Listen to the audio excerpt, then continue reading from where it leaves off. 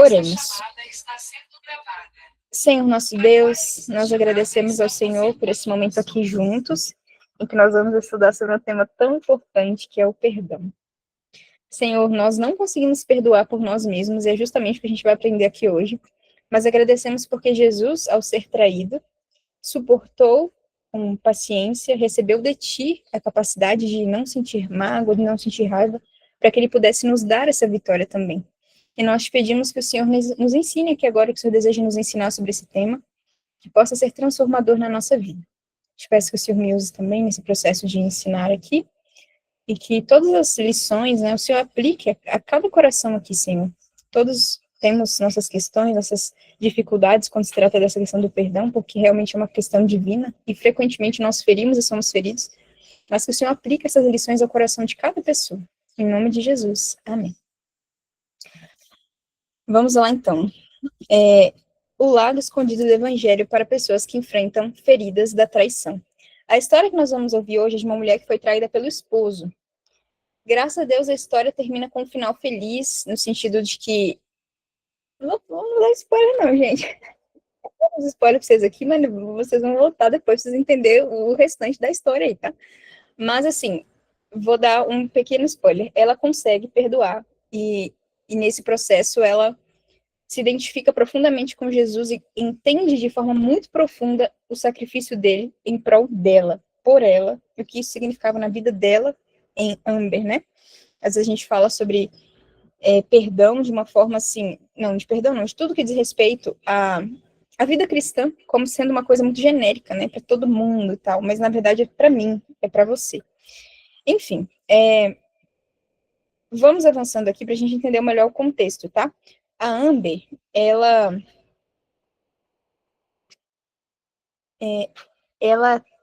tinha um filho adolescente e estava grávida do segundo bebezinho. Estava feliz porque ia ter o seu neném, né, acreditando que o casamento dela estava estável e que chegaria um novo neném, que seria uma grande alegria, né? Enfim, ela tinha 16 anos de casada com seu esposo John. Só que com o passar do tempo, ela foi percebendo que ele estava estranho com ela. Ela percebeu que ele estava manifestando resistência a passar tempo com ela, que ele se isolava mais, e que ele estava exageradamente sensível, sabe? Quando você fala alguma coisa com a pessoa e ela é reativa, ela começou a perceber que o esposo dela estava diferente do usual. E aí teve uma determinada situação que ela convidou ele para ir com ela comprar um berço para o neném que estava chegando. É um momento especial para a mulher, né? E ela queria a presença dele ali com ela. Mas aí ele protestou contra aquilo e falou: será que a gente realmente precisa fazer isso nesse fim de semana? Eu tinha uma outra reunião com a Sara, que é, no caso, a moça que era companheira de ministério dele, no Ministério de Esportes na igreja, né? E aí, naquela hora que ele falou aquilo, veio uma pontada, assim, um pensamento para ela, que ela não queria aceitar, ela não queria pensar naquela possibilidade. E aí, ela tentou ignorar o pensamento, mas o pensamento voltou de novo. E aí, ela não se aguentou e ela fez a pergunta: tem alguma coisa acontecendo entre você e ela? E aí, ele negou aquilo, falou: não, claro que não, nada a ver, coisa da sua cabeça. Deu um beijo nela, mecânico ali, coisa de hábito mais do que necessariamente por carinho, por amor, né? E aí, saiu. E ela ficou ali, né, pensando naquela situação. E aí ela pensando ali e tudo mais, como ela já tinha uma confiança, um vínculo, 16 anos de casados, afinal de contas, né? Ela foi e pensou assim: acho que eu tô sendo muito sensível, né?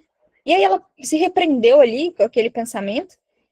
E aí ela pensou que, embora ela quisesse a presença dele, isso não era realmente uma coisa tão essencial, que ele estava lidando com muitas responsabilidades e que ele estava pressionado por aquelas responsabilidades. Aí ela se sentiu mais tranquila com aquele pensamento, foi na loja de berços, né? Começou a ver ali os artigos de neném, as cores, né? Tudo aquilo foi trazendo mais tranquilidade para ela. E aí, ao pensar sobre isso, ela falou assim: eu deveria ser mais compreensível com meu esposo. E aí ela decidiu que ela queria fazer alguma coisa por ele. Ela queria fazer alguma coisa por ele. E ela falou assim: vou levar o almoço para ele e para ela. Vou lá na igreja levar o almoço para eles. Pensando, né? Vou fazer esse investimento no meu relacionamento. E aí ela entrou no prédio da igreja, feliz, levando ali uma sopa, uns sanduíches para ela, para Sarah e para o John, né? E quando ela entrou no prédio, ela viu uma porta semi-aberta com uma luz acesa e ela acreditou que eles estivessem ali, de fato eles estavam, né?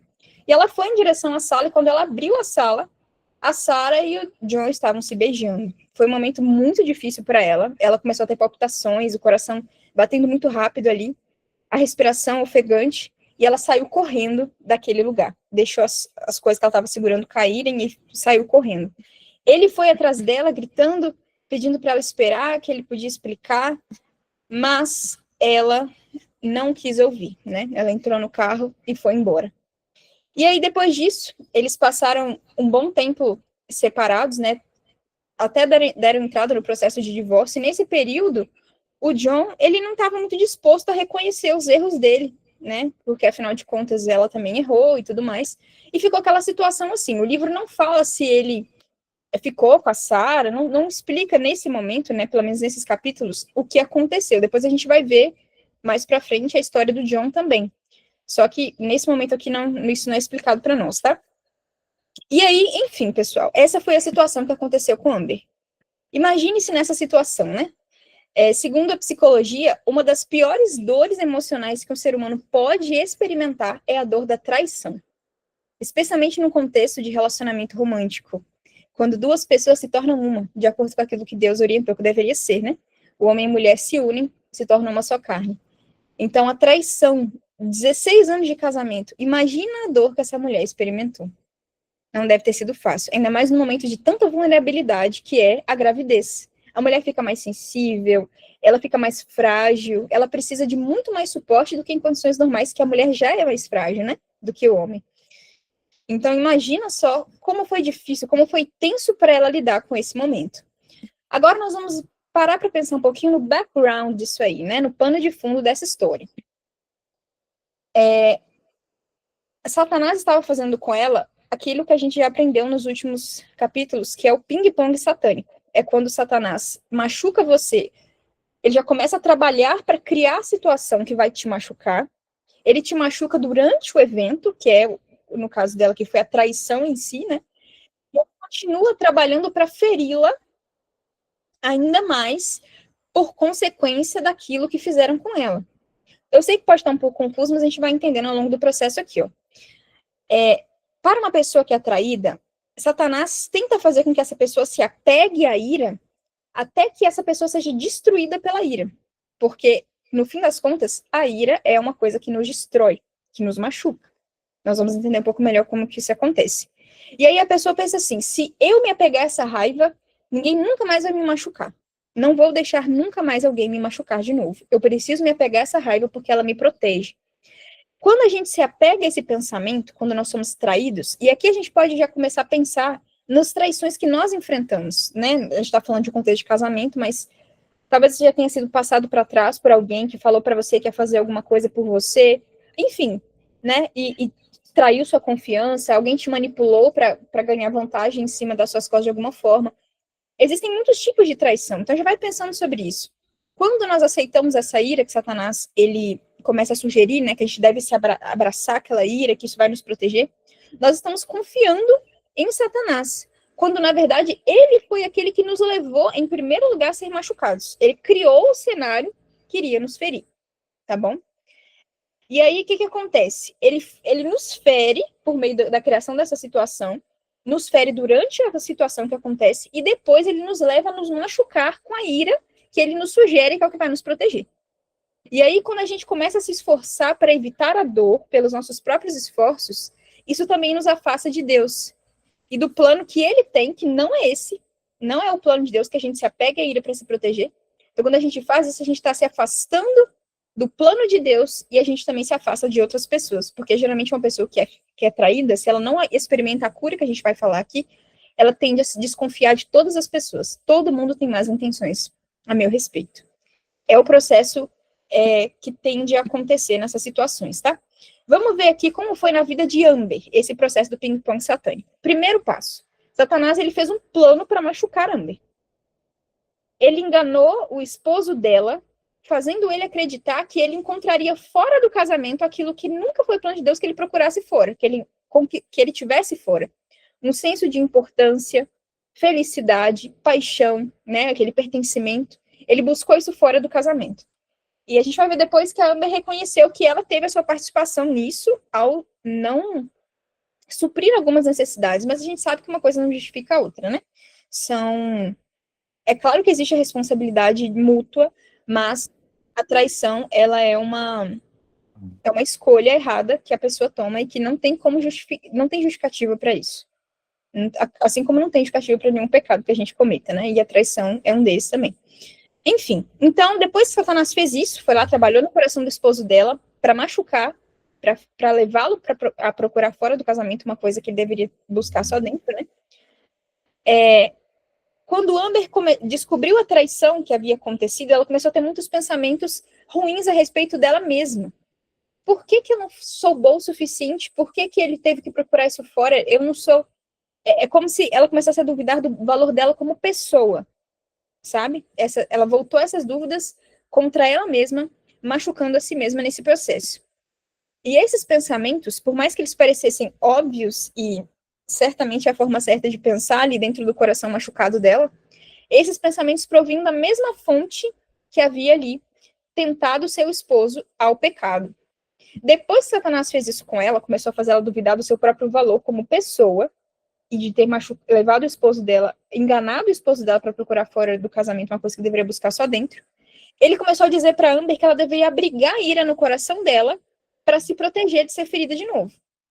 E aí, nesse processo, isso bloqueou a confiança dela em Deus, porque, na verdade, não, como a gente falou, não é o plano de Deus que a gente se apegue à ira, o plano de Deus é que a gente confie nele, mas como eu vou confiar em alguém que me feriu, que permitiu que me ferissem, né?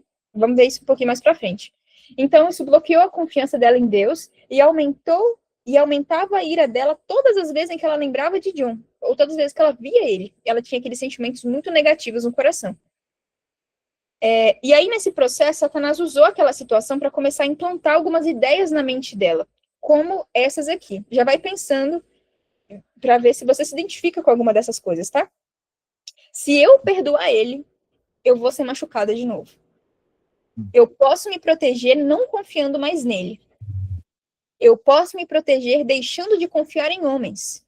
Deus não me protegeu durante a minha gravidez quando eu estava mais vulnerável. Portanto, ele não é digno da minha confiança. Eu estou sozinha, tenho somente a mim mesma para me proteger. Então ele começou a dizer essas coisas, sugerir esses tipos de pensamentos que ela foi abraçando como se fossem pensamentos lógicos e ideais de se ter nessa situação. Mas a dor que ela sentia ia aumentando. Porque ela lembrava dele, e aí ela tinha essa dificuldade de confiar em Deus e tudo mais. E aí isso reforçava o ciclo destrutivo de autoproteção, porque quanto mais dor ela sentia, mais ela sentia que deveria se proteger de sentir essa dor de novo. Enfim. Mas se ela continuasse cedendo esse tipo de pensamento, ela poderia acabar adoecendo com o tempo. Lembra que a gente falou da Diana? Que com o passar do tempo ela foi tendo ataques de pânico, depois se tornou diarreia? Porque o nosso corpo, ele se torna a válvula de escape da nossa mente. É pressão demais aqui. E aí o corpo absorve essa pressão e se torna doenças e sintomas aí, 1000 que a gente poderia citar aqui, tá? Outra sugestão de pensamento. Outra situação que poderia ter acontecido, né? Ela jogar a dor que ela estava sentindo, a raiva que ela estava sentindo pro inconsciente, falar assim, não quero mais pensar nisso, eu não quero sentir isso mais, se eu não der bola para esse tipo de sentimento, ninguém vai poder me machucar, porque eu não vou estar tocando os meus próprios sentimentos. Mas isso é uma coisa que não funciona. Não funciona. Se vocês assistirem a última reunião que a gente fez falando da Lindsay, que jogou para fundo do tapete sentimentos negativos que ela também tinha, os sintomas continuaram aparecendo, porque o problema não foi resolvido da raiz. E a mesma coisa se aplica a isso que a gente está falando, tá bom? Terceiro passo, Satanás planeja que Amber viva sem esperança. E aí, ao configurar a mente dela para confiar na própria força dela, que não existia, a sua própria capacidade de lidar com aquela situação, de se proteger com a raiva, né? Ele configurou ela para estar num estado, um ciclo de desesperança. Porque ela sentia, eu não posso confiar em Deus e levar minha dor a ele, eu não posso confiar no John, eu não consigo perdoar o John, E lembrando que perdoar e confiar são coisas diferentes, né? Mais para frente a gente vai falar um pouco sobre isso. A confiança deve ser reconstruída, mas o perdão é uma responsabilidade que nós temos e que faz bem principalmente para nós, né? E aí, depois que ele fez ela crer que ela deveria se proteger por si mesma, que ela não podia confiar em Deus, que ela não conseguia perdoar, que ela não conseguiria perdoar porque ela deveria se proteger por meio daquela raiva, né? Ela começou a ter uma crise existencial porque, ao mesmo tempo, ela era cristã. E Deus fala que devemos perdoar as pessoas que nos machucam.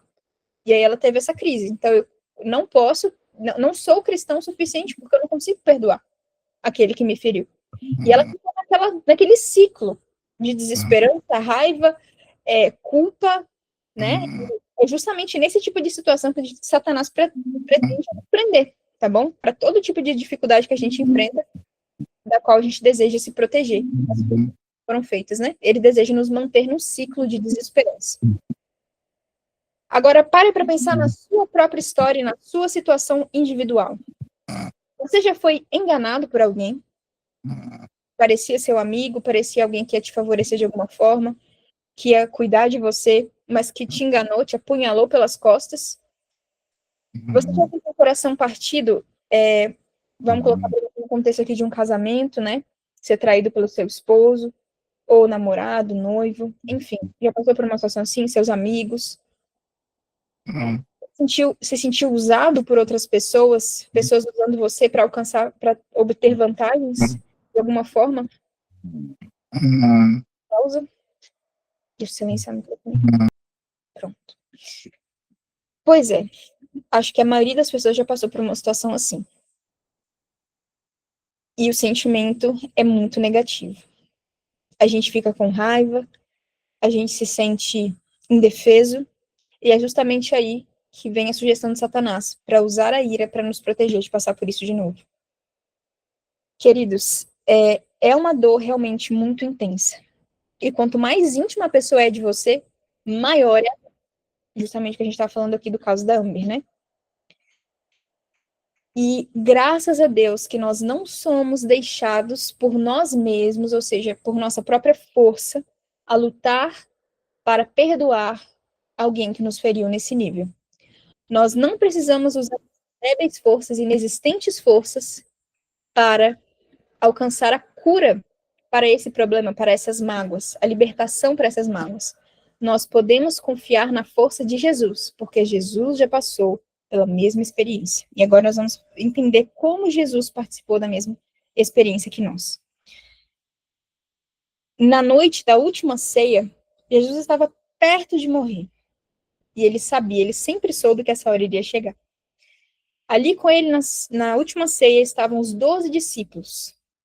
E Jesus predisse algo terrível. Ele já tinha dito isso antes, mas ele disse novamente. Ele disse para os seus discípulos: eu vou ser traído, enganado, açoitado e crucificado nessa mesma noite. Mas os discípulos não queriam acreditar nisso. Era horrível demais. Como isso vai acontecer com Jesus? Eles não entendiam o que aquilo significava. A mente deles estava muito obscurecida por muitas ideias erradas, muitas filosofias, muitas coisas errôneas que a tradição havia conferido ali a imagem do Messias. Então eles não entendiam muito bem. Jesus já falou várias vezes para eles, já havia falado várias vezes para eles, mas eles ainda não entendiam tudo que estava envolvido naquelas palavras de Jesus. Jesus disse para eles naquele momento: ponde vós essas palavras em vossos ouvidos, porque o Filho do Homem está para ser entregue nas mãos dos homens. Mas eles não entendiam. Eles não queriam, eles não entendiam a possibilidade de um Messias sofredor. Eles queriam um Messias militante, queria lutar contra os romanos, queria tirar os impostos caros ali que eles estavam tendo que pagar, os impostos exorbitantes, queriam restituir a grandeza nacional do povo de Israel. Era esse Messias que eles esperavam, não o Messias sofredor. Foi somente após a ressurreição de Jesus que eles entenderam que o sofrimento de Jesus estava profetizado, inclusive a traição que ele iria passar. Tem aqui alguns textos, se vocês quiserem tirar um print para ler depois, nós vamos ter tempo de fazer isso. Mas foi somente depois que Jesus ressuscitou que eles entenderam tudo que estava envolvido naquela situação. Naquela noite, Jesus estava sendo muito explícito com eles, ele foi muito claro. Eu vos digo que um de vós vai me trair. Não fala de todos vós, porque eu sei os que eu tenho escolhido. No DTN, a irmã Ash fala assim que Jesus não tinha escolhido diretamente a Judas. Ele permitiu que Judas entrasse ali no meio dos discípulos, né, naquele grupo seleto, por sugestão dos discípulos, que estavam considerando ali os grandes dotes intelectuais, administrativos de Judas, mas nunca tinha sido plano de Jesus que Judas, não foi uma iniciativa de Jesus, né, que Judas participasse ali daquele grupo seleto. Então ele está dizendo isso aqui, ó, eu bem sei os que tenho escolhido, mas para que se cumpra a escritura, o que come o pão comigo levantou contra mim seu calcanhar. Desde agora eu vou digo antes que aconteça, para que quando acontecer, acrediteis que eu o sou. Jesus respondeu, é aquele a quem eu der o bocado molhado, e molhando o bocado, o deu a Judas Iscariotes, filho de Simão. Jesus estava sendo bem explícito aqui, né? Mas mesmo assim, eles não entenderam o que aquilo significava. Jesus estava olhando diretamente nos olhos do seu traidor. O coração dele estava partido, porque ele sabia o que Judas estava indo fazer. E os discípulos não estavam entendendo o que estava acontecendo ali. Jesus sabia que Satanás havia entrado em Judas, e aí Jesus diz assim, o que você tem que fazer, faz depressa. E Judas sai. E ali ele está selando o seu destino. A gente sabe do triste fim que Judas iria vivenciar. Os discípulos pensaram que Jesus estava enviando Judas para cumprir uma tarefa, alguma tarefa qualquer, né? Mas não entendiam a gravidade do que estava para ocorrer, a morte de Jesus e a morte do próprio Judas. Depois de um tempo, eles foram para o Getsemane orar. Jesus sabia que a hora dele havia chegado, ele tinha consciência de tudo que iria acontecer com ele nas próximas horas. E aí o relato bíblico para nós começou a entristecer-se e angustiar-se muito. A minha alma está cheia de tristeza até a morte. Veja a dor, o pesar, a tristeza que Jesus estava sentindo naquele momento. Certamente não foi fácil para Jesus encarar essa situação. Diferente de Amber, que não sabia o que iria acontecer com ela, Jesus sabia o que estava para acontecer. Ele sabia que ele estava prestes a ser traído. Ele sabia que ele seria traído por um beijo e que seria abandonado dentro de algumas horas. E ele escolheu passar por isso. Ele sabia como seria algo que partiria o coração dele profundamente. Mas ele escolheu passar por isso para ganhar o direito de se identificar com Amber e com todas as pessoas que já sofreram traição, abandono e por isso tem a tentação de proteger a si mesmos com a raiva. Pense sobre isso. Jesus escolheu para se identificar com você e comigo. Ali estava ele, com gotas de sangue escorrendo pelo rosto, as mãos cerradas em oração. Jesus buscava a força divina para repelir as mentiras que Satanás estava sugerindo para ele, como essas aqui. Você está sozinho. Você está abandonado por si mesmo aí. Não tem ninguém aqui para ajudar você. Você não pode confiar em ninguém, nem mesmo no seu próprio pai. Você precisa se proteger com suas próprias forças, usar a força de poder divino para se proteger. Você precisa provar quem você é e fazer o seu traidor sofrer para que ele sinta a dor que causou em você. Você precisa usar a raiva e o seu poder divino para se proteger de ser ferido novamente. Então Jesus teve aquele momento de embate interno, eram tantas e tantas sugestões malignas que Satanás estava fazendo na mente dele, nós não temos noção do peso, do fardo que estava pesando sobre os ombros de Jesus. E na sua vulnerabilidade, Satanás se aproximou dele para começar a sugerir uma série de pensamentos que aumentavam a pressão e a tentação sobre os seus ombros. Mas quando Judas apareceu finalmente, com aquele monte de pessoas que estavam ali para testemunhar o momento em que Jesus seria encarcerado, né, que ele seria levado, quando Judas apareceu, Jesus já estava em paz, porque ele havia vencido essas lutas internas, esses pensamentos, ele venceu essas sugestões de Satanás por meio da confiança em Deus. Ele decidiu entregar-se a Deus, e quando ele fez isso, ele encontrou paz. Ele não abraçou esses pensamentos, embora sugestões de pensamentos estavam sendo feitas para ele. Ele estava em plena paz com o plano de Deus, porque ele sabia que isso seria importante e necessário para que nós tivéssemos a capacidade sobrenatural de perdoar aqueles que nos ferissem. Através do poder sobrenatural de Deus, Jesus foi capaz de ver a aproximação do traidor sem virar as costas, sem correr ou sem retalhar. Calma e tristemente, ele disse: Judas, você está me traindo com um beijo? Imagine esse momento. Ele olha nos olhos do seu traidor. Ele não tinha sentimentos negativos em relação a Judas. Ele tinha tristeza por saber o destino de Judas e saber que ele havia selado a sua morte, a sua perdição eterna. Você está me traindo com um beijo? Agora pense sobre si mesmo. Pense na sua situação de traição. Por que o plano da salvação incluía essa história de partir o coração? Porque Jesus queria ser capaz de se identificar com você e comigo. E ao suportar aquele teste, aqueles pensamentos, aquela pressão maligna que estava sendo feita sobre ele, ele suportou e ele venceu. Ele morreu, ressuscitou e, é como diz esse texto de Malaquias aqui, ele nasceu, né, nesse momento da ressurreição, como o sol da justiça e trazia cura nas suas asas. E dada essa história, dado o desejo de Jesus de se identificar com você e comigo, ele espera que você confie nele quando você é traído, enganado, usado e manipulado para cumprir a agenda pessoal de outras pessoas, porque ele experimentou a mesma dor que você. Ele incluiu o ser traído por um beijo, um ato de intimidade e afeto. É como eu falei, a traição não vem de uma pessoa. Quando você se sente ali traído pela pessoa, geralmente existe um vínculo de confiança, em menor ou maior grau. Então, foi um ato de intimidade e afeto para se identificar com ela e com você. Tentado a crer que ele estava sozinho para identificar-se com ela. Tentado a crer que ele não podia confiar em ninguém para se identificar com ela. Tentado a proteger a si mesmo de mais dor, especialmente por ser alguém com poder divino. Jesus tinha a capacidade de se livrar daquela situação. O que torna o peso do que Jesus fez por nós tão grande é o fato de que muitas vezes nós somos traídos, abandonados, machucados, e nós muitas vezes somos vulneráveis àquilo. Mas Jesus podia ter evitado aquela situação e ele poderia ter se recusado a passar por isso. Se ele tivesse falado, para mim, chega aqui, estávamos perdidos, a nossa própria sorte. Mas ele decidiu passar pela situação, mesmo tendo a capacidade de não passar por aquilo. Ao passar por isso, ele escolheu confiar em seu pai enquanto sofria para identificar-se com ela. Então, eu coloquei aqui para vocês uma relação, né, da história da Amber e da história de Jesus. Se vocês quiserem tirar um print para vocês lerem melhor depois, né, mas aqui ela foi traída em um momento de necessidade pela pessoa mais próxima.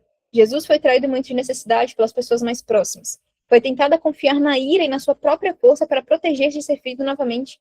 Tentada a confiar em ira ou na própria força para proteger-se de ser ferido. Jesus passou por isso também. Foi tentada a não confiar em John, outros homens ou em Deus. Não confiar, no caso seria não perdoar também, né? Por causa da forma como ela foi traída. Jesus também foi tentado a não confiar em Deus, nos homens, por ter sido abandonado e negado por outros discípulos, pelos outros discípulos, né? E por se sentir abandonado por seu pai. Amber foi tentada a não perdoar a John, e Jesus foi tentado a não perdoar a Judas. Amber definiu a si mesma pela traição de John, crendo que não era valiosa o suficiente, que estava sozinha.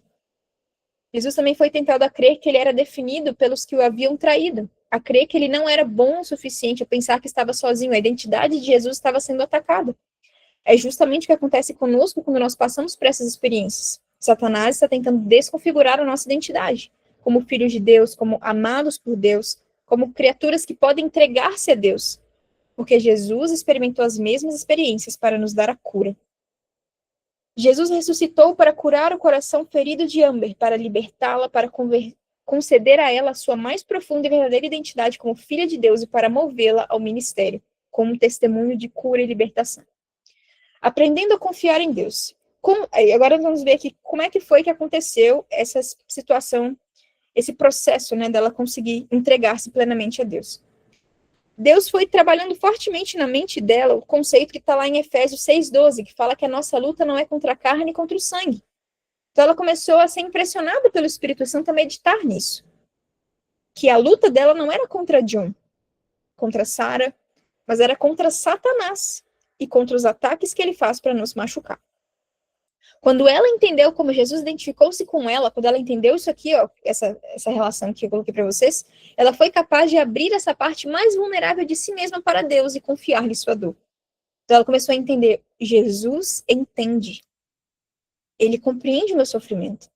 Então, veja, imagine isso, ela estava ali dentro de um muro que ela construiu ao redor de si para se proteger, mas quando ela entendeu que Jesus já havia experimentado situações muito semelhantes às dela, ela foi capaz de sair dos muros, porque ela sabia que aquele que estava ali fora era alguém que entendia o seu sofrimento. Ela começou a refletir sobre a traição de Jesus e a demorar-se nesse pensamento. Então ela começou a se aprofundar nisso, de que forma ele foi traído, o que está envolvido na traição de Jesus, de que forma ele realmente se identifica comigo.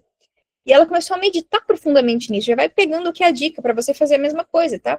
Teve um dia que alguém ligou para mim para conversar sobre uma situação parecida com essa aqui, de traição, né?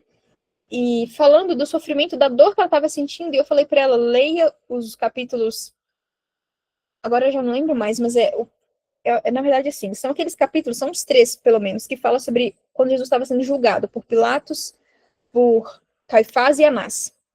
Esses capítulos do DTN, e na Bíblia também, é profundo demais, queridos, é profundo demais. A gente extrai muitas lições e vendo diversas formas como Jesus foi injustiçado e traído pelos discípulos, né? Ele foi injustiçado ali também pelas pessoas que deveriam estar protegendo, zelando pela justiça. Era justamente as pessoas que estavam machucando ele. Então, é muito profundo. E eu falei para a pessoa, leia esses capítulos e anote de que forma Jesus identifica-se com você e de que forma ele entende as suas dores. Eu não estou conseguindo ler o chat aqui, mas depois eu vou dar uma olhadinha, tá, pessoal? Depois, com o passar do tempo, né, na verdade, voltando aqui, ela foi percebendo que os muros de autoproteção que havia construído ao redor de si começaram a se desfazer. Ela começou e continuou orando com uma amiga. Então, ela participou desse processo aí, desse treinamento de oração, né? Esse ministério de oração, que a gente falou do Paul Conniff. Ela começou a orar com essa amiga, e a oração dela tinha alguns princípios muito importantes. Gratidão. Ela agradecia a Jesus porque Jesus entrou na humanidade e fez provisão para a história dela, de sofrimento e autoproteção. E por meio da situação que Jesus passou, ele abarcou toda a dor e ira que ela sentia. Não tinha nada que ela estava sentindo para que Jesus não tivesse tomado providências para ajudá-la a suportar e ser curada da situação. A oração dela também incluía agradecer a Jesus por sua ressurreição, que trouxe cura ao coração ferido dela e a livrou de todas as mentiras e a dor, a fim de entregá-la à sua verdadeira e profunda identidade como filha de Deus. Por meio da ressurreição de Jesus, nos é conferido, nos é dado também essa força, esse poder que ele usou, que foi um poder que vinha do Pai, né? Mas a história de Jesus pode se tornar a nossa história, porque ele nos dá a sua vida, nos dá o seu perdão. E é essa lógica aqui que a gente está aplicando. A identidade dela como mulher, esposa e mãe se tornou cada vez mais segura, porque ela começou a entender que ela tinha valor, sim, como mulher, ela podia ser uma boa esposa e ela podia ser uma boa mãe, que Deus estava trabalhando essas características nela. Então, embora ela tenha cometido erros nesse processo, isso não jogava por terra tudo o que ela havia construído nesse processo, de que ela tinha valor como ser humano e por causa disso, por meio do poder de Deus também, ela tinha sua feminilidade preservada, seu valor como esposa também preservada, e como mãe, né? Porque ela estava em busca de querer ser cada vez melhor para os seus filhos. Ela estava aprendendo a fazer sua identidade se firmar no amor e na fidelidade de Jesus, e não naquilo que acontecia com ela. Eu tenho valor para Deus, independente daquilo que aconteça comigo. O meu valor para Deus, ele está seguro. Embora aconteçam situações difíceis, embora existam muitas coisas em nós que precisam ser mudadas, mas nós temos valor para Deus porque ele nos conferiu valor. Jesus estava pedindo ela para confiar nele e não em John. E aqui começa um ponto importante da gente pensar. Quando Deus pede para perdoar alguém, para abrir mão da ira, Ele não está pedindo você para voltar a confiar na pessoa que machucou você. A confiança, ela é reconstruída. É um processo de reconstrução. Ele está pedindo você para deixar de confiar na sua raiva e confiar nele. E no fato de que ele entende a dor que você está sentindo e que ele quer livrar você da raiva porque a raiva te faz mal, te destrói nesse processo. Ela começou a confiar no fato de que Jesus entendia ela, a sua experiência, e oferecia a ela a confiança que ele mesmo exerceu no Pai, ao escolher não proteger a si mesmo, embora estivesse sofrendo muitas tentações difíceis nesse sentido. E aí, no momento de oração, ela pediu para Deus que revelasse para ela os pensamentos negativos que ela tinha sobre si mesma e sobre John, que estavam impedindo ela de receber a liberdade completa daquela dor que ela sentia. Ela pediu a Deus que examinasse o coração dela. Senhor, quais são os pensamentos, o que está acontecendo na minha mente que me mantém presa a essa situação? Revela para mim, me mostra o que está dentro do meu coração. Ela começou a entregar o coração dela a Deus, e desse modo, ele livrou ela. Assim, confiar em Deus, entregar o coração dela a Deus dessa forma, fez com que ela fosse deixando de confiar nas mentiras que Satanás havia contado para ela, tanto de que ela deveria se apegar à ira, quanto de que ela deveria deixar isso para lá, não quero mais pensar nisso daí, quando na verdade, se ela só jogasse isso para debaixo do tapete, o problema não estaria resolvido. Sempre que o Senhor convencia ela de um pensamento mau, ela orava pedindo a Deus que conectasse a sua história com a dela e levasse todo o pensamento cativo à obediência de Cristo. Já comece a aplicar isso aqui na sua vida. Ela começou a meditar profundamente na história de Jesus e a buscar entender de que forma a história dela tinha pontos em semelhança com a história de Jesus. Ela começou a orar a Deus, para Deus revelar para ela quais eram os pensamentos e as crenças que ela estava abraçando que impediam ela de alcançar plena cura.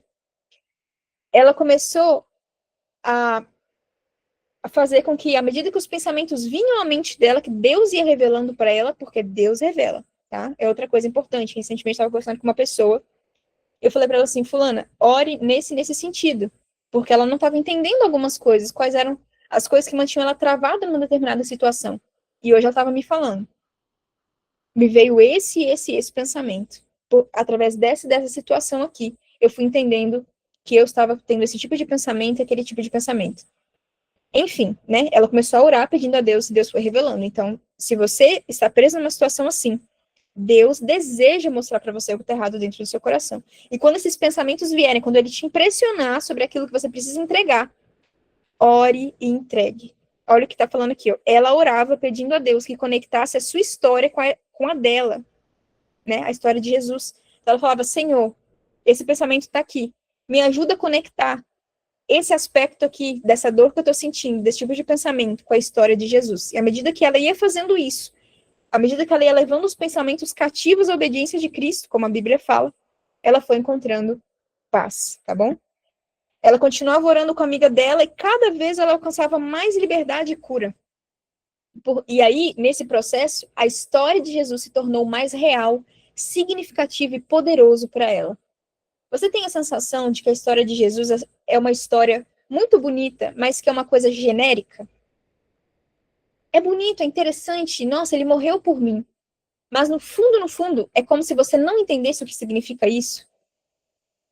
Nós precisamos nos identificar profundamente com a história de Jesus. E quando nós fizermos isso, a história dele se tornará a história da nossa vida. Sabe aquele hino que fala assim: sim, eu amo a mensagem da cruz, até morrer eu a vou proclamar. É esse processo em que a vida de Jesus se torna sua, porque você entende que ele passou pelas suas experiências para se identificar com você, que a história do Calvário se torna uma força incrível na sua história, e é isso que te move a testemunhar. Esse é o processo que nos leva ao testemunho profundo, que nasce do profundo do coração, daquilo que Jesus é capaz de fazer por nós. Talvez você, ao pensar sobre essas coisas, tenha a sensação de que perdoar, no seu caso, parece impossível, né? Isso também aconteceu com ela aqui, ó. Mas à medida que o Espírito Santo foi revelando para ela, com uma voz mansa e suave, ele começou a convencê-la de que ela precisava perdoar o esposo. Então, primeiro, antes dela perdoar o esposo, de Jesus impressionar mais fortemente ela, nesse ponto, ele começou a impressionar ela de que ela precisava entender a história de Jesus e que ela precisava entender o background, né? A luta contra a carne e o sangue, não é contra a carne e o sangue, e que ela precisava entender tudo que estava em jogo. Jesus experimentou os sofrimentos dela. Depois, Jesus começou a pressionar mais fortemente o coração dela de que ela precisava pensar sobre isso, do que havia acontecido com ela e perdoar o esposo dela. Mas ela não estava com raiva dele. O que ela ia fazer a respeito disso? Ela entendia, por meio da intensidade da raiva que ela estava sentindo, que ela não conseguia perdoar sozinha e que ela precisaria receber o Espírito Perdoador de Jesus. Continuou orando com aquela amiga, agradecendo Jesus por haver levado todo o sofrimento e a incapacidade dela de perdoar sozinha.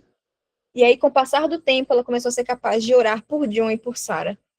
Imagina isso, né? Da raiva que ela estava sentindo, da dor intensa que ela tinha, ela começou a ser capaz de orar por ele e por ela, aqueles que haviam machucado ela. E aí ela entendeu que esse processo de conseguir perdoá-lo vinha como resultado da cura do coração. Não era um esforço da parte dela, era algo sobrenatural. O coração humano não é capaz de produzir nada de bom.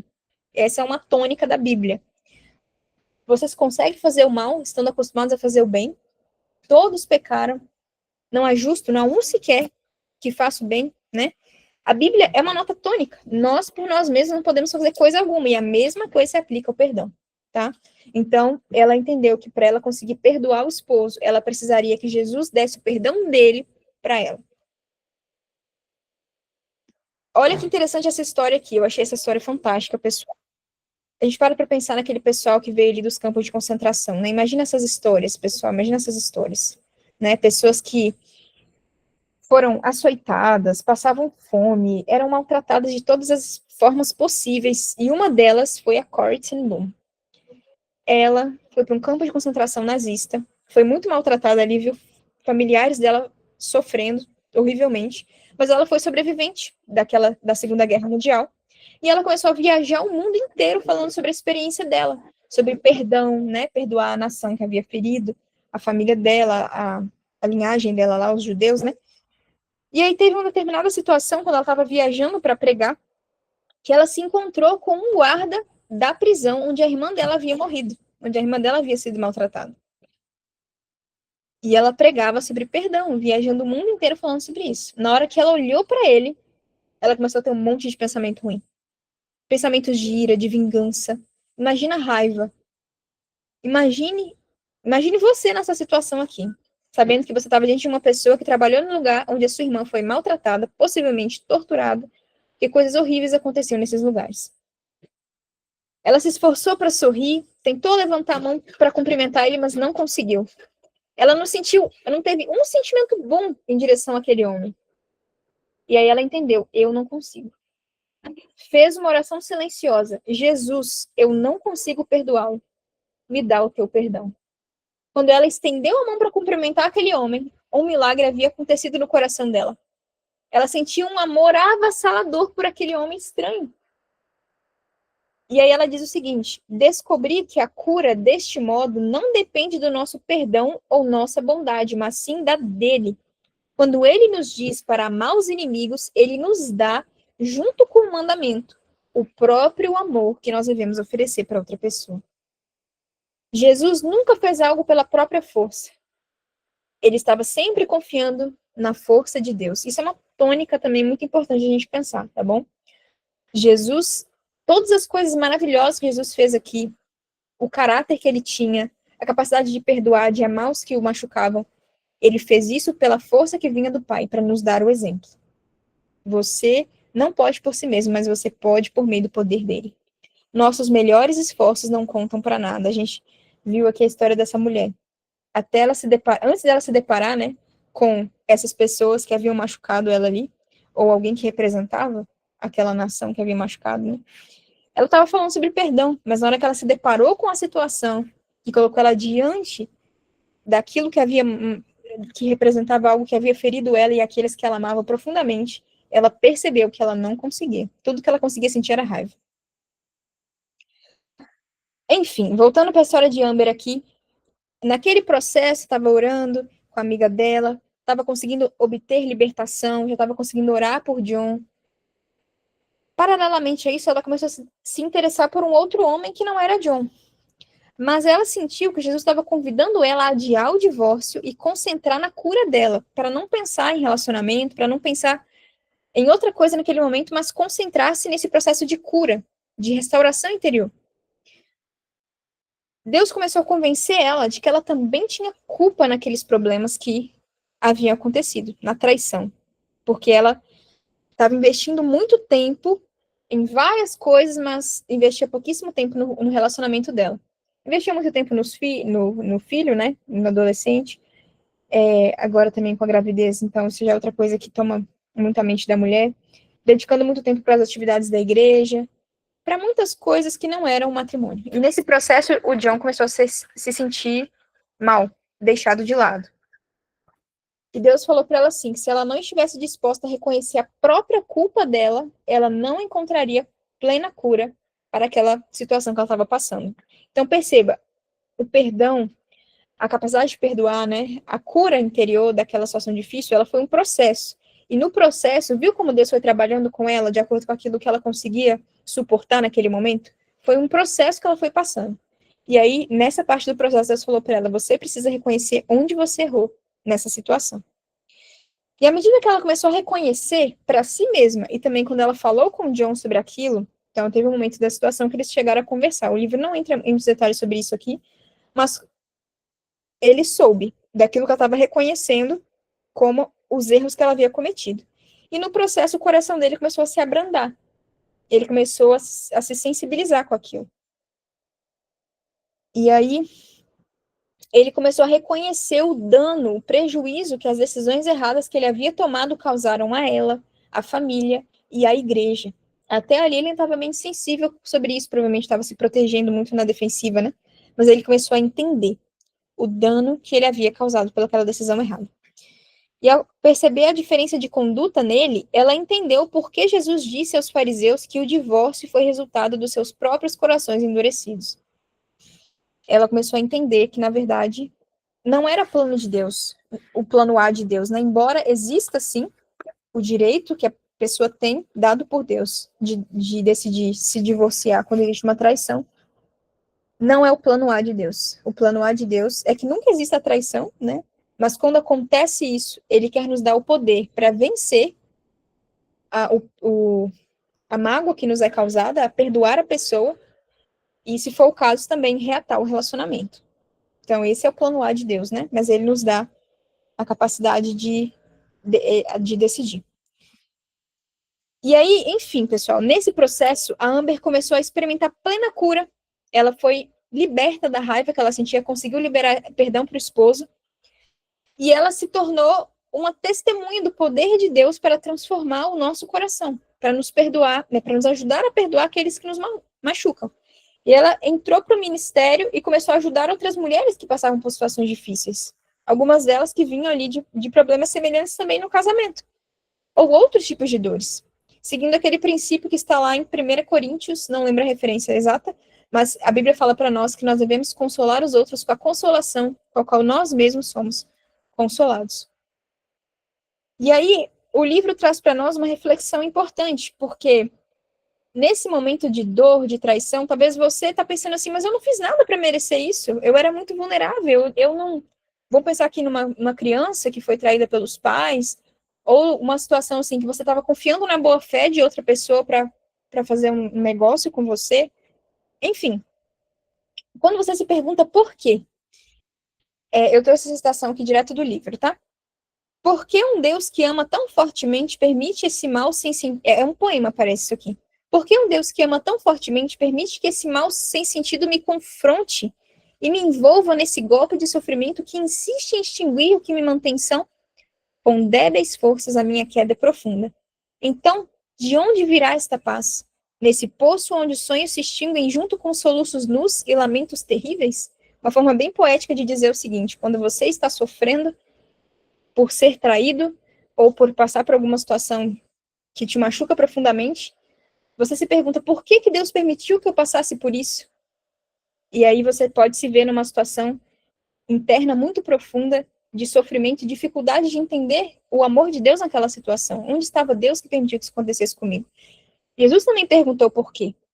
Essa pergunta é parte natural do processo de luto. Quando você é traído por alguém, existe um luto envolvido. Não é só quando alguém morre, fisicamente falando, né, que existe um luto naquela situação. Todas as situações de perda de algo que era muito importante para nós, elas envolvem um luto, é um processo. E no começo desse processo, geralmente é onde você está tentando entender aquilo que aconteceu e se perguntando por que foi dessa forma. Jesus não quer que você pegue os seus porquês e jogue para debaixo do tapete, ou que você se sinta um lixo por estar duvidando. Na verdade, ele quer que você seja honesto com ele sobre o que você está sentindo, sobre a sua dor, sobre a sua raiva, sobre o desejo de vingança, que geralmente vem nessas situações. Porque ele é forte o suficiente para lidar com isso. Jesus não vai ser esmagado por isso aqui. Ele passou por situações semelhantes para se identificar com você, ele quer ajudar você a lidar com isso, ele não quer que você finja que está tudo bem. Não é para você fingir que está tudo bem, é para você lidar com isso de mãos dadas com ele. Aqui está a história de uma pessoa, está descrevendo, né, uma pessoa que também perguntou por que uma pessoa que também havia sido traída. Ela diz, assim como o salmista, antes de poder agradecer Jesus por qualquer coisa, eu precisei clamar a ele na minha dor. Assim como Jesus orou, por que me abandonaste? Quando se sentiu impotente, eu também orei. Foi algo assim, meu Deus, por quê? Eu estou me afogando em minha dor, minha tristeza, minha falta de compreensão. Ondas de tristeza inundavam a minha mente por causa da traição da pessoa que eu tanto amava. A dor é tão profunda, como a gente falou, é uma dor, uma das mais fortes dores que uma pessoa pode enfrentar. Saio para tomar um pouco de ar para recuperar o fôlego e me deparo com outra onda de raiva, outra onda de incompreensão, outra onda de questionamentos, uma após outra. Eu estou me afogando e não sei o que fazer. Sabe aqueles pensamentos que ficam ruminando? É isso que acontece geralmente com essa pessoa. Ela começa a ruminar pensamentos, vem um atrás do outro, é um pensamento negativo que fortalece o outro. E isso começa a reagir até no corpo, né? Palpitações, a respiração acelera. É um momento difícil. Deus, tu estás aí? O Senhor está ouvindo meu pedido de socorro? Em minha mente, eu sei que preciso me concentrar em ti, nas tuas promessas, no teu poder, em vez de nos meus sentimentos, mas eu não tenho essa força. Portanto, eu reivindico pela fé, escolhendo olhar para Jesus, que demonstrou a fé e a confiança de que eu preciso, quando ele perguntou, na verdade, onde tu estavas em seu momento mais sombrio e difícil. Ela está pedindo, Senhor, me ajuda a me identificar contigo. Está muito difícil passar por isso, mas Jesus também perguntou por quê. Me dá a fé de Jesus. Jesus, ele confiou-se a Deus naquele momento difícil. E ele também pode nos dar a capacidade de confiar-nos a Deus, mesmo que a gente não entenda tudo que está envolvido. Mas nós podemos nos apossar dessa vitória de Jesus. Sua vez, conectando a sua história com a história de Jesus. De que maneira Jesus se identifica com a dor da traição, com a tentação de proteger a si mesmo com suas próprias forças? Tentado a permanecer com raiva, confiando em seus sentimentos para se proteger, tentado viver sob a identidade de Satanás que o define pelo que alguém lhe fez e não pelo que Jesus fez por você? Vamos pensar aqui. Se você se identificou com isso, se você trouxe aí à memória uma história de traição que você passou, que te feriu profundamente, e você tem se apegado à raiva para se proteger de passar por isso de novo, eu quero te dar uma oração modelo para você começar a aplicar nos seus momentos de oração individual, tá? Alguns princípios aqui das orações que eles ensinam no Straight to the Heart, que é o ministério do Paul Conniff, né? Direto ao coração. Essa oração, ela deve estar focada em Jesus, na sua cruz e na sua palavra. Ela deve ser uma oração que dá graças, né? Agradecer a Jesus por ele ter passado por isso, para se identificar com você. Orar usando suas próprias palavras e baseado nas suas próprias experiências, conectando cada parte da sua história com a história dele. É uma coisa individual. Mas aqui tem uma oração modelo. Tira um print disso aqui para você depois conseguir adaptar isso aqui para sua própria realidade, tá? Querido Jesus, obrigada por ter escolhido cumprir a profecia quando foste traído por um beijo, experimentando assim toda a minha dor e todos os meus medos de ser ferido e traído. Novamente. Obrigada por compreender os meus sentimentos, que nesse momento sinto desejo de vingança queimando no meu coração em vez de perdão. Ou seja, olha que interessante, você está agradecendo a Jesus porque Jesus te entende. Primeiro porque ele cumpriu a profecia para se identificar com você e porque ele te entende, ele não está te julgando e está te falando assim, seu miserável, porque você está sentindo essas coisas ruins. Ele te acolhe no seu sofrimento e te ajuda a lidar com ele. Senhor, neste momento é difícil para mim ser grato. Toda vez que eu penso no meu traidor, a minha raiva ressurge. Eu estou furioso com essa pessoa. Também estou furioso com o Senhor por ter permitido que isso acontecesse comigo. Nesse momento, pela fé, eu escolho aceitar a sua cura e restauração para a minha vida. Mágoa, dor, raiva, dúvidas, eu imploro que tires do meu coração. E agora, sabendo o que sofreste, agradeço por me aceitares como eu sou. E escolho descansar na tua fidelidade, mesmo estando ainda confuso e magoado. Embora ainda haja muitas coisas que eu não entendo, Senhor Jesus, escolho agradecer-te por conectar a sua história de dor com a minha história com a tua história, para que eu possa receber a tua paz que excede a todo entendimento, bem como a minha identidade mais profunda como a tua filha. Em nome de Jesus. Amém. Linda essa oração, né? Você vê, a pessoa não está negando que tem um problema, não está jogando para debaixo do tapete, não está falando, não está se escondendo de Deus. Ela está expondo o seu coração para Deus e ela está, no fim das contas, entregando-se a Ele, falando, Senhor, mesmo que eu não entenda, mesmo que eu esteja chateado, eu escolho exercer fé na tua fidelidade e descansar, porque o Senhor é justo, o Senhor me ama e eu descanso nisso, mesmo que eu ainda não entenda tudo que está envolvido. O perdão não significa que você. O perdão não significa voltar a confiar na outra pessoa, não necessariamente. A confiança é reconstruída, ó. É um processo diferente que ocorre ao longo do tempo e somente se a outra pessoa for capaz de reconstruir essa confiança com você. Então, ela mostra para você que ela está arrependida, que ela está disposta a reconstruir o relacionamento. Caso contrário, não tem por que reconstruir essa confiança. Isso é parte do processo, mas o perdão, ele precisa ser dispensado a outra pessoa de qualquer maneira. Que foi o que a gente aprendeu com Jesus, né? Quando ele estava ali na cruz do Calvário, sendo crucificado, sendo pregado ali por aquelas pessoas, por aqueles soldados, né? Ele diz: perdoa porque não sabe o que fazem. E esse perdoa porque não sabe o que fazem vinha de um coração perdoador, um coração que havia entregado perdão, mesmo para aquelas pessoas que nem reconheciam que elas precisavam do perdão de Cristo. Então, o perdão, a gente precisa dispensar para outra pessoa, inclusive porque isso faz mal para nós, isso bloqueia a nossa comunhão com Deus. Lembra que Jesus falou assim, como é que ele fala? Se você não perdoar os que te magoam, como você vai pedir o meu perdão?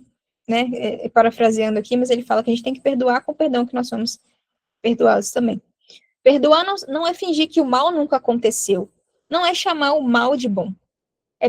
Perdoar é colocar a si mesmo em liberdade ao não dar aos outros o poder de ferir você cada vez que você pensa neles. Porque não é o que acontece com a gente? Toda vez que Amber lembrava de John, ela sentia raiva de novo, sentia aquela dor, a respiração, né, ofegante ali, os sintomas físicos do desgaste emocional. Toda vez que ela lembrava, quem era ferida de novo era ela. Ele não estava sentindo aquilo que ela estava sentindo, era uma experiência individual dela. Então, quando você decide perdoar, não é sobre fingir que nunca aconteceu, falar que tá tudo, falar assim que tá tudo bem, que aquilo não te machucou, como se, não, eu sou, como que a gente poderia dizer, intocável, né? A questão não é essa. É você se colocar numa posição de não permitir que o outro te machuque constantemente, toda vez que você lembra da situação. Mesmo para aqueles que escolhem perdoar, o perdão é um processo, não uma transação única. Perdoar e esquecer nem sempre andam juntos. É um trabalho, um hábito que leva tempo e esforço, com resultados que sempre valem a pena. Achei isso aqui tão bonito. São princípios muito importantes a gente lembrar, porque Satanás vai tentar convencer você do contrário. Ele sempre está postos para convencer a gente do contrário. Que perdoar é falar que é passar a mão na cabeça de quem nos magoou, enfim, todos os pensamentos aí que a gente sabe que ele sugere nesse momento, né? E por aqui a gente terminou a apresentação. Eu tenho certeza que, se você, nesse momento que ouviu tudo isso que a gente conversou aqui, percebeu no seu coração. Deixa eu parar a apresentação aqui, pessoal. Não sei como fazer isso. Se você percebeu no seu coração uma mágoa contra alguém que feriu você, e essa pessoa talvez nem reconheça que ela fez isso com você, né? Às vezes são experiências que a gente traz aí de muito tempo antes, talvez alguma coisa que você nunca chegou a expor para outra pessoa, é só uma dor que você carrega dentro do seu próprio coração. Eu tenho certeza que se você passar por esse processo aqui, se você pedir a Deus que revele o que há no seu coração, se você buscar identificar a sua história com a história de Jesus, se você orar sobre isso, usando essas orações modelo, aplicando isso, modelando isso de acordo com a sua experiência individual, eu tenho certeza que você vai encontrar a capacidade de perdoar, porque ela vai ser dada para você por Jesus. Vai ser o perdão dele conferido a você. E aí você vai parar de permitir que outros continuem te magoando, porque é isso que o perdão ele ele faz, ele nos liberta e ele liberta também a outra pessoa, né? Porque às vezes as pessoas até reconhecem que elas erraram conosco, e quando isso acontece, quando a gente perdoa, a gente também está libertando a outra pessoa daquele sentimento de culpa que ela sente no que diz respeito a nós, né? E, enfim. Faz sentido para vocês o que a gente conversou aqui? Graças a Deus que nós temos esse poder dispensado a nós por Jesus, né? Porque nós mesmos, como a gente vê a história da Corrie ten Boom aqui, é isso que acontece com a gente. É a mesma raiva, a mesma frustração que a gente sentiu quando foi traído, é isso que volta. Então a gente precisa do coração dele. Tem uma música que eu tenho pensado muito esses dias, e que ela frequentemente vem à minha mente quando Deus está tentando me convencer de alguma coisa a respeito do estado do meu coração e da necessidade que eu tenho do coração dele, né? É aquela música que fala assim: dá-me um coração igual ao teu, meu mestre. Dá-me um coração igual ao teu, coração disposto a obedecer, cumprir todo o teu querer. Dá-me um coração igual ao teu. Aí continua: ensina-me a amar o meu irmão, a olhar com teus olhos, perdoar com teu perdão. E a lógica é essa, né? Perdoar com perdão de Jesus. É isso aí, pessoal. Vamos fazer uma oração então para finalizar. Eu vou ler rapidinho aqui os comentários, porque eu não consegui ver os comentários de vocês. E aí, quem precisar sair, pode sair, tá bom? Oremos. Senhor nosso Deus, agradecemos ao Senhor por mais esse estudo. Obrigada pelo testemunho da Amber, de uma pessoa que foi capaz de se identificar com Jesus e de alcançar liberdade, de alcançar o perdão, realmente, de conseguir liberar o perdão para aquele que havia ferido ela. Nós pedimos que o Senhor também nos ajude, Senhor, a perdoar as pessoas que nos machucaram. Nos ajude a identificar a nossa história com a tua, para tomar posse da tua vitória por nós. Eu te peço que o Senhor esteja com cada pessoa que está aqui nesse momento. Creio que algumas pessoas que estão aqui já devem ter passado por situações de traição, talvez até semelhantes à história de Amber, e precisam perdoar. Eu te peço que o Senhor os fortaleça para isso. Nos ajude a passar por esse processo de perdão no qual eles se identificam contigo, que eles pedem ao Senhor para sondar os próprios corações, os corações deles, e também de conseguir levar cativo cada pensamento à obediência de Cristo. Muito obrigada, porque não precisamos confiar nas nossas débeis forças, nós podemos tomar posse das tuas forças em nosso favor. Em nome de Jesus. Amém. Boa noite para quem precisa sair. Eu vou ler aqui rapidinho o comentário. Não vou resistir. Vou sair. Vou ler rapidinho. O Jacob disse assim: isso me faz pensar em alguns exemplos, como quando as pessoas são confrontadas com a verdade sobre a morte, mas ainda assim dizem: não posso aceitar isso, mesmo que a verdade esteja bem diante de seus olhos. Eu não sei exatamente a que você está se referindo aqui, Jacob, não lembro. Quando as pessoas são confrontadas com a verdade sobre a morte. Não. Ah, sim, sobre a dificuldade de tomar posse, talvez, né? Na verdade, até de deixar descer para o coração aquilo que foi apresentado a ela, mesmo que aquilo seja muito certo, né, de que aquilo que está sendo falado é a verdade, mas ela não toma posse daquilo. Minha mãe usa álcool, uma cerveja por noite como proteção, precisa de oração. É uma das coisas que a gente tem conversado, né, que os frutos negativos que a gente vê em uma pessoa, eles geralmente estão aí, tem a base em alguma ferida, né, alguma ferida, algum padrão de pensamento ruim, e acaba que esse vício também é um deles, né. Então, Precisamos orar, sim, pela sua mãe. Pelo que eu me lembro, você falou que a sua família não é adventista, né? Então, é, entendi. Mas que Deus use você, né, naquilo que for propósito dele, que você seja um canal de bênção para sua família, inclusive para sua mãe, para sua irmã, e naquilo que ele deseja usar também outros canais, né, que o Senhor cuide dela. O mesmo se aplica ao perdão a nós mesmos. As pessoas dizem, você precisa se perdoar, mas só com a ajuda de Jesus podemos fazer isso, justamente. Porque ao perdoar a nós mesmos, nós precisamos também nos livrar do sentimento de culpa, né? É um fardo muito pesado o sentimento de culpa. E é Jesus que carrega por nós. Esse senso de que ele carregou os nossos pecados também, né? Tanto os nossos sofrimentos como os nossos pecados. Isso é o que nos tira esse fardo do pecado e nos promove, nos dá esse sentimento de paz interna, né? Porque entregamos para ele a nossa culpa. Perdoar é dom que mais nos torna parecidos com Cristo. A graça se manifesta justamente nisso, oferecer perdão àqueles que aos nossos olhos não merecem. Perfeito, Nathalie. Perfeito, é isso mesmo. Feliz sábado a todos. Estou muito feliz por essa ligação. Que todos sejam abençoados no Senhor. Eu estava falando sobre quando os discípulos não conseguiam aceitar a verdade, mesmo estando bem diante deles, comparando isso com as pessoas que não aceitam a verdade. Ah, entendi. Entendi. Faz sentido. Pessoal, preciso sair aqui, porque temos que passar um tempo ali com a família do meu noivo, não vou conseguir ficar muito tempo aqui. Mas, obrigada pela presença de todos. Que Deus os abençoe, que os conduza nesse processo de cura, libertação, tá bom? Qualquer coisa, estamos aí. Nos vemos na próxima semana, na sexta-feira, tá bom? Que Deus abençoe. Tchauzinho.